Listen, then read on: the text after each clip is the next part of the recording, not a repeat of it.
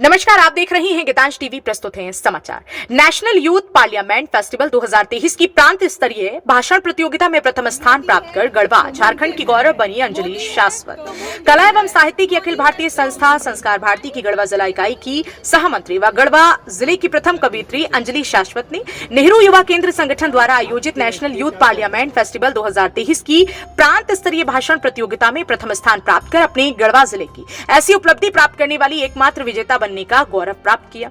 इस उपलब्धि के द्वारा अंजलि शाश्वत ने अपने परिवार, गुरुजनों, ग्राम, जिला तथा प्रांत के साथ साथ सभी को गौरवान्वित किया। प्रांत स्तरीय भाषण प्रतियोगिता में प्रथम स्थान प्राप्त करने वाली अंजलि शाश्वत को दिनांक 1 तथा 2 मार्च 2023 को भारतीय संसद भवन के सेंट्रल हॉल में आयोजित नेशनल यूथ पार्लियामेंट फेस्टिवल 2023 में झारखंड प्रांत का प्रतिनिधित्व करने हेतु आमंत्रित किया गया। वह अपना भाषण प्रस्तुत करने के लिए दिनांक 28 फरवरी 2023 को वायु मार्ग द्वारा बिरसा मुंडा हवाई अड्डा रांची से प्रस्थान कर इंदिरा गांधी अंतर्राष्ट्रीय हवाई अड्डा पहुंची। वहां द अशोक होटल चाणक्यपुरी दिल्ली में उन्हें ठहराया गया। लगभग 2 लाख प्रतिभागियों में से कुल 85 युवाओं का चयन किया गया, जिनमें से केवल अपने प्रांत में प्रथम स्थान प्राप्त प्रतिभागियों को दिनांक 1 मार्च 2023 को भारतीय संसद भवन के सेंट्रल हॉल में विशिष्ट जनों की सम्मानजनक उपस्थिति में अपना भाषण प्रस्तुत करने का अवसर दिया गया। अंजलि शाश्वत अंजलि कुमारी ने साझा भविष्य, प्रजातंत्र एवं शासन में युवा विषय पर अपना भाषण प्रस्तुत किया। मुख्य रूप से माननीय लोकसभा अध्यक्ष ओम बिरला, निर्णायक साहा, सांसद मनोज तिवारी, मंत्री अनुराग सिंह ठाकुर आदि की गरिमामयी उपस्थिति रही। 2 मार्च 2023 को सभी को सहभागिता प्रमाण पत्र वितरित किए गए।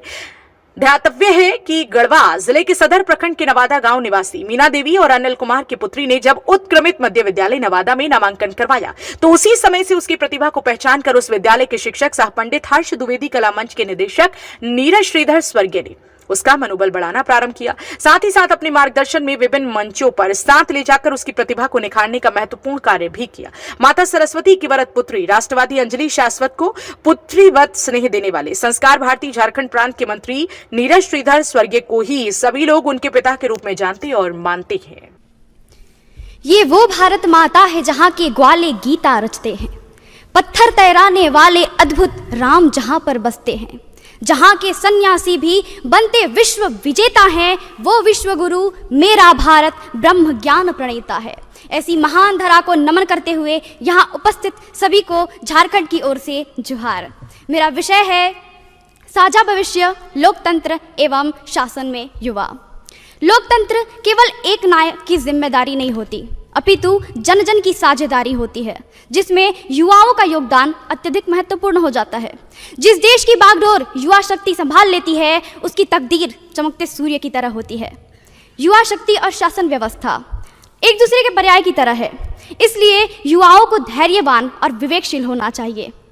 उनमें तुरंत निर्णय लेने की क्षमता होनी चाहिए। इसके साथ ही उनका व्यक्तित्व सुंदर होना चाहिए ताकि उनकी कार्यकुशलता निरंतर बनी रहे, क्योंकि गीता में लिखा है कर्मण्येवाधिकारस्ते मां फलेषु कदाचन मां कर्मफल हेतुर्भुर्माते संगोस्त्व कर्मणि। आप जैसा कर्म करेंगे वैसा ही फल भोगेंगे। इसलिए यदि देश को उज्जवल बनाना है, उसका भविष्य उज्जवल करना है, तो सर्वप्रथम देश के नागरिकों की जो नीति है, उनका व्यक्तित्व है, वो सुंदर होना चाहिए।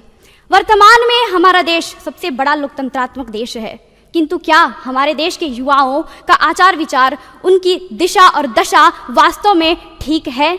संभवतः पूर्ण रूप से नहीं।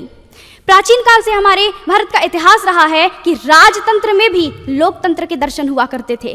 राजतंत्र में भी प्रजा सुखपूर्वक रहती थी, कारण धर्म और कानून पृथक नहीं था। नागरिकों में कर्तव्य की भावना अधिकार से अधिक थी और शासक प्रजा के हित के लिए अपना निजी सुख भी त्याग दिया करते थे। इसका कारण ऐसा क्यों कर पाते थे? उस समय की शिक्षा नीति, भारत की संस्कृति, वो गुरुकुल की परंपरा, जहाँ से आचार्य, भास्कर आचार्य, तुलसीदास, कणाद आदि जैसे महान व्यक्तित्व दुनिया को प्राप्त हुए। जिस संस्कृति से एक ऐसा सन्यासी जिन्हें हम स्वामी विवेकानंद कहते हैं, वो दुनिया को मंत्रमुग्ध कर देते हैं। ऐसी सभ्यता से वो नारियां निकलती थी जो ब्रिटिश हुकूमत को भी हिलाने की क्षमता रखती थी, ब्रिटिश हुकूमत को हिलाने की क्षमता रखती थी और शकुंतला आदि जैसी ज्ञानवान होती थी, लव कुश और वीर शिवा की तरह देश को भविष्य देने वाली ममता की निशानी होती थी। किंतु आज गीता देने वाले कान्हा, जिन्होंने प्रजा के हित के लिए 7 दिवस तक एक पर्वत को उंगली पर उठाए रखा, उन्हें कोई भी ऐरा गैरा, चोर और न जाने क्या क्या कह के चला जाता है और हमारा युवा देखता रह जाता है। आज की स्थिति ऐसी है कि छात्रों के भुजबल के आगे शिक्षक झुक जाया करते हैं, परिणाम रैगिंग के नाम पर कई घरों के चिराग बुझ जाया करते हैं।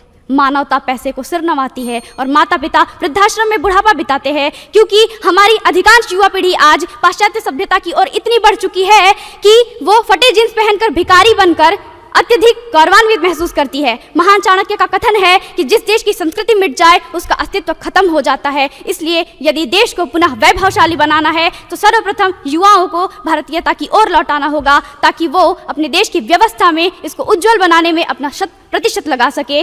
और अभी वर्तमान समय में ऐसी अनुकूलता है कि यदि हम प्रयत्न करें तो इसमें सफलता पा सकते हैं। बस इसके लिए हर उस एक जिम्मेदार नागरिक और युवा को प्रयत्न करना होगा जो अपने देश की संस्कृति और देश की आत्मा से प्रेम करता है, वरना ये सभी विषय केवल भाषणों में ही शोभा पाते रह जाएंगे। इन्हीं शब्दों के साथ धन्यवाद। क्या बोल रहे थे आप? सबसे पहले तो जय श्री राम, और उनके लिए मेरी लिखी 4 पंक्तियां जो उनके व्यक्तित्व से मिलती है। सदा सिर उठा के चलो, खुशी से बाहें फैला के चलो। सदा सिर उठा के चलो, खुशी से बाहें फैला के चलो। सामने चाहे कितनी भी बड़ी शख्सियत क्यों ना हो, उनसे भी कदम मिला के चलो, उससे भी कदम मिला के चलो। सर, हमें 2 लाख होने वाले हो। माँ Gayatri garments, R Gupta medical store के सामने, galaxy complex, main road, Garhwa. यहाँ men's wear, ladies dress, kids wear एवं सभी तरह के फैंसी ड्रेस उचित मूल्य पर उपलब्ध हैं। Proprietor Amit Jaiswal, Maa Gayatri garments, R Gupta medical store के सामने, galaxy complex, main road, Garhwa.